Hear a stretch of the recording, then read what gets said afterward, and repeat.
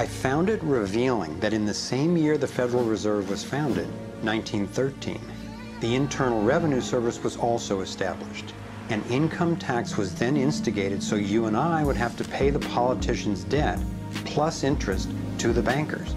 The problem is we have a privately owned central bank system in the United States disguised as a government-owned system. Now, if you look in the telephone book here in the Washington, D.C. area, you look up for Federal Reserve in the blue government pages, it's not there.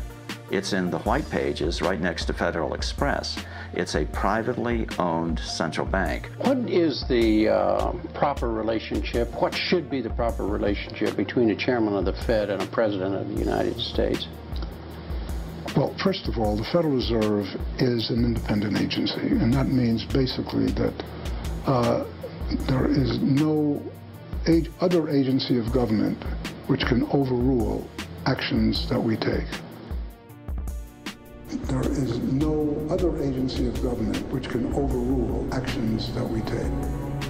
We have a private bank that prints money on behalf of the Treasury. The Federal Reserve prints money on a debt-based system which creates scarcity.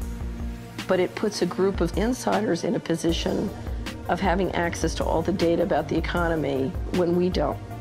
So you have a small group of bankers who understand the data on how the money works in the economy, and it gives them the ability to print money in a way that the insiders are protected and everybody else is drained. Catherine went on to compare a healthy economy to a vibrant torus, balanced, freely flowing, and energized throughout, in contrast to what's happening in our current economy. What you have is a system that's very dynamic, and it's trying to optimize. But intertwined in the core of it, you have a tapeworm. The way a tapeworm works in your body is it injects a chemical into your body that makes you crave what's good for the tapeworm and bad for you. You have a parasite that's very much manipulating and engorging itself at the expense of the whole. We live in a tapeworm economy where the financial elite are the tapeworm and they're feeding on us.